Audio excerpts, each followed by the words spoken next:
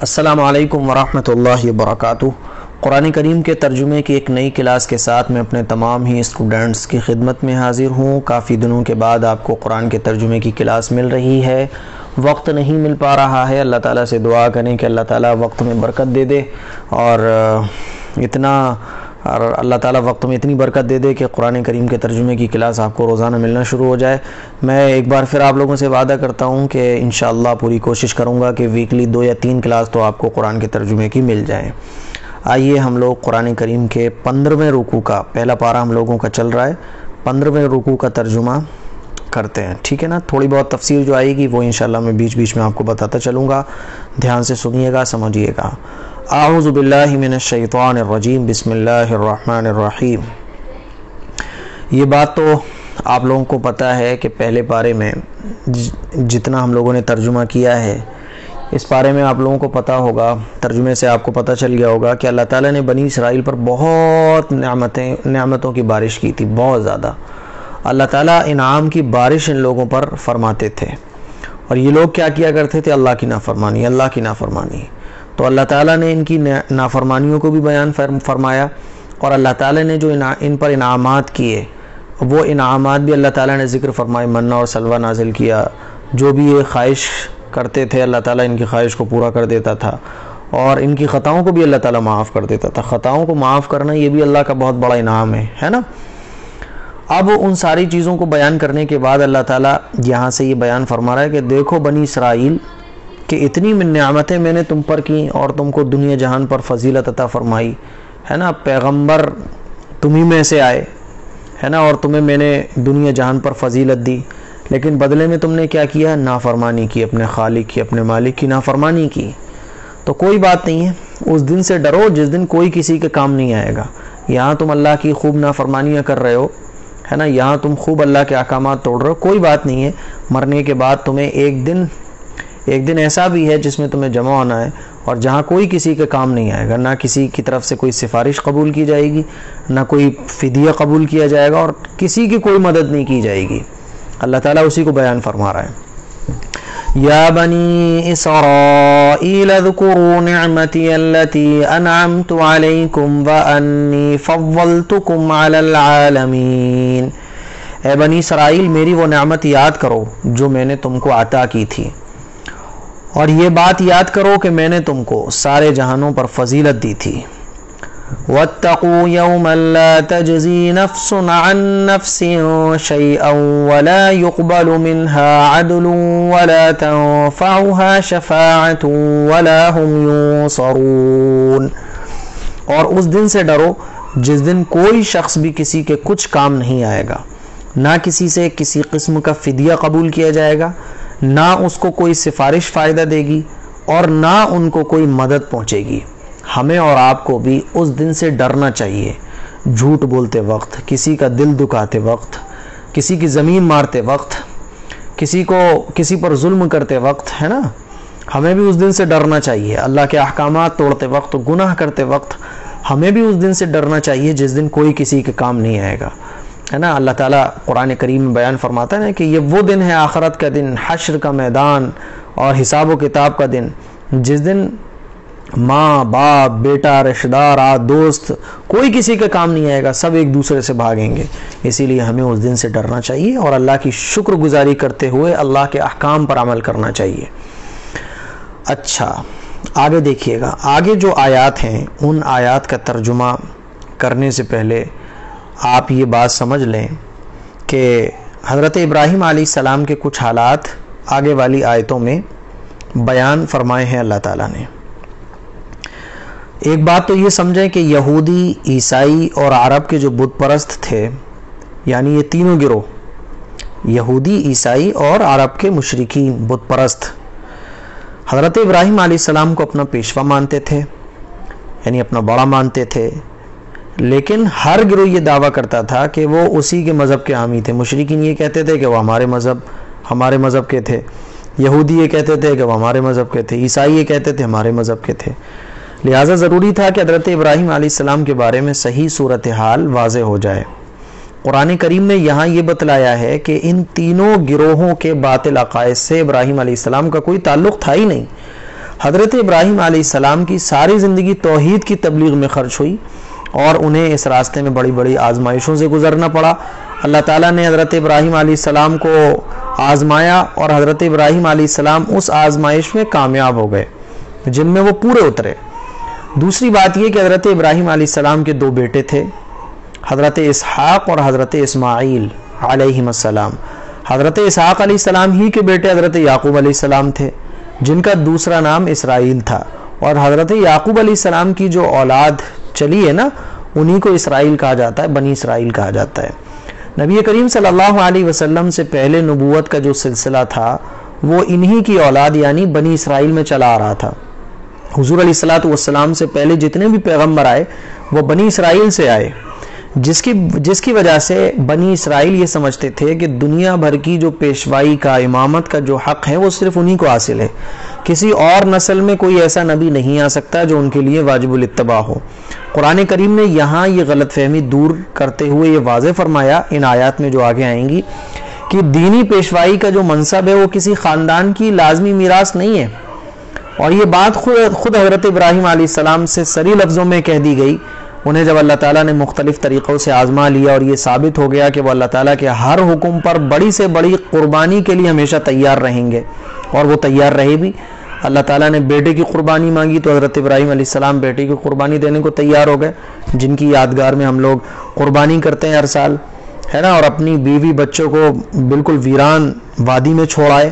بہت ساری اللہ تعالیٰ نے آزمائشیں لی اور حضرت ابراہیم علیہ السلام ان آزمائش میں کامیاب رہے، ان آزمائشوں میں پورے اترے۔ تو انہی توحید کے عقیدے کی یہی توحید کی تبلیغ تھی کہ حضرت ابراہیم علیہ السلام کو آگ میں ڈالا گیا، انہیں وطن چھوڑنے پر مجبور ہونا پڑا، انہیں اپنی بیوی اور بچے کو مکے کی خشک وادی میں تنہا چھوڑنے کا حکم ملا، اور وہ بغیر کسی شک کے یہ ساری قربانیاں دیتے چلے گئے۔ تب اللہ تعالیٰ نے انہیں دنیا بھر کی پیشوائی اور امامت کا منصب دینے کا اعلان فرمایا۔ اسی موقع پر جب انہوں نے اپنی اولاد کے بارے میں پوچھا کہ میری اولاد میں کا کیا ہوگا، تو صاف طور پر اللہ تعالیٰ نے بتلا دیا اور یہ فرما دیا کہ جو لوگ ظالم ہوں گے، نافرمانی کرنے والے ہوں گے، جو اللہ تعالیٰ کی نافرمانی کر کے اپنی جانوں پر ظلم کریں گے، وہ اس منصب کے حقدار نہیں ہوں گے۔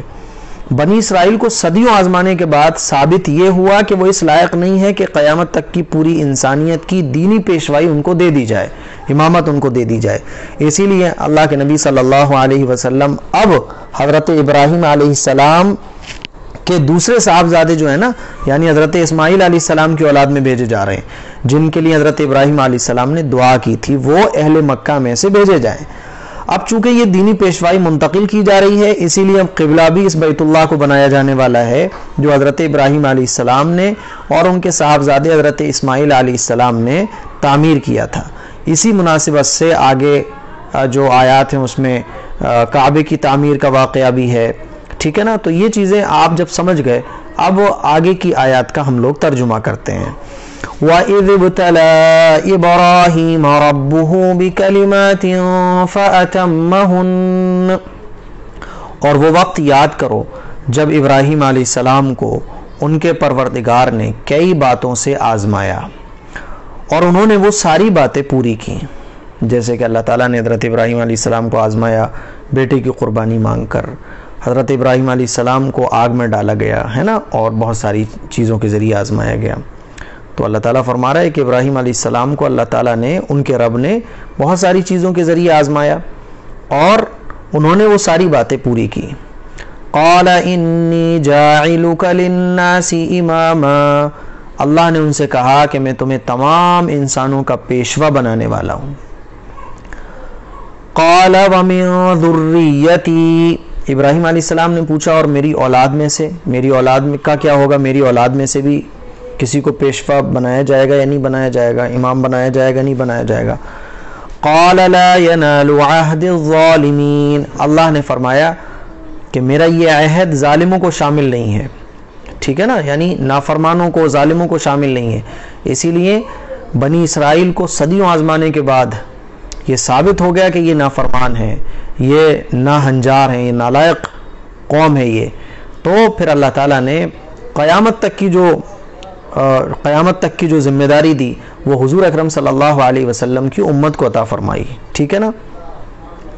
وہ آگے دیکھیے گا وَإِذْ جَعَلْنَا الْبَيْتَ مَثَابَةً لِلنَّاسِ وَأَمْنًا، اور وہ وقت یاد کرو جب ہم نے بیت اللہ کو لوگوں کے لیے ایسی جگہ بنایا جس کی طرف وہ لوٹ لوٹ کر جائیں اور جو سراپا امن ہو.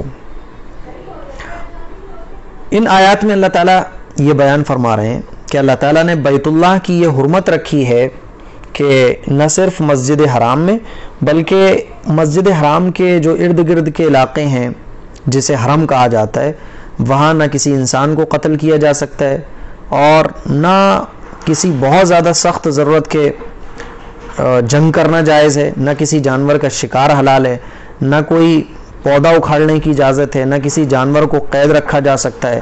اس طرح یہ صرف انسانوں کے لیے ہی نہیں، حیوانات اور نباتات کے لیے بھی امن کی جگہ ہے. اسی کو اللہ تعالیٰ بیان فرما رہا ہے. اور وہ وقت یاد کرو جب ہم نے بیت اللہ کو لوگوں کے لیے ایسی جگہ بنایا جس کی طرف وہ لوٹ لوٹ کر جائیں اور جو سراپا امن ہو. بیت اللہ ایک ایسی جگہ ہے کہ جہاں آپ جتنی بار جائیں گے نا اتنا زیادہ آپ کا دل جانے کا کرے گا. وہاں دیکھیں پوری دنیا سے لوگ جاتے ہیں، بار بار جاتے ہیں، اور جتنی بار آپ جائیں گے نا بیت اللہ دل بھرے گا ہی نہیں اور شوق پیدا ہوگا. اسی لیے بعض بزرگوں نے تو یہ نشانی بیان فرمائی ہے کہ حج کے اور عمرے کے قبول ہونے کی نشانی بیان فرمائی کہ وہاں بیت اللہ جانے کا اور شوق پیدا ہو جائے. تو یہ اس بات کی نشانی ہے کہ آپ کا حج قبول ہو گیا. آگے دیکھیے وَاتَّخِذُوا مِن مَّقَامِ إِبْرَاهِيمَ مُصَلًّى، اور تم مقام ابراہیم کو نماز پڑھنے کی جگہ بنا لو. مقام ابراہیم اس پتھر کا نام ہے جس پر کھڑے ہو کر حضرت ابراہیم علیہ السلام نے بیت اللہ تعمیر کیا تھا، ہے نا. جب بیت اللہ کی حضرت ابراہیم علیہ السلام نے تعمیر فرمائی تھی تو ایک پتھر پر کھڑے ہو کر تعمیر فرمائی تھی، تو اس کو کہا جاتا ہے مقام ابراہیم. یہ اس پتھر کا نام ہے. یہ پتھر آج بھی موجود ہے اور یہ حکم دیا گیا کہ ہر وہ شخص جو بیت اللہ کا طواف کرے 7 چکر لگانے کے بعد اس پتھر کے سامنے کھڑا ہو کر بیت اللہ کا رخ کرے اور 2 رکعتیں پڑھے. ان رکعتوں کا اسی جگہ پڑھنا افضل ہے. اسی کو اللہ تعالیٰ نے بیان فرمایا. ٹھیک ہے. وَعَاهِدْنَا، آگے دیکھیے وَعَاهِدْنَا إِلَىٰ إِبْرَاهِيمَ وَإِسْمَاعِيلَ أَن طَهِّرَا بَيْتِيَ لِلطَّائِفِينَ وَالْعَاكِفِينَ وَالرُّكَّعِ السُّجُودِ.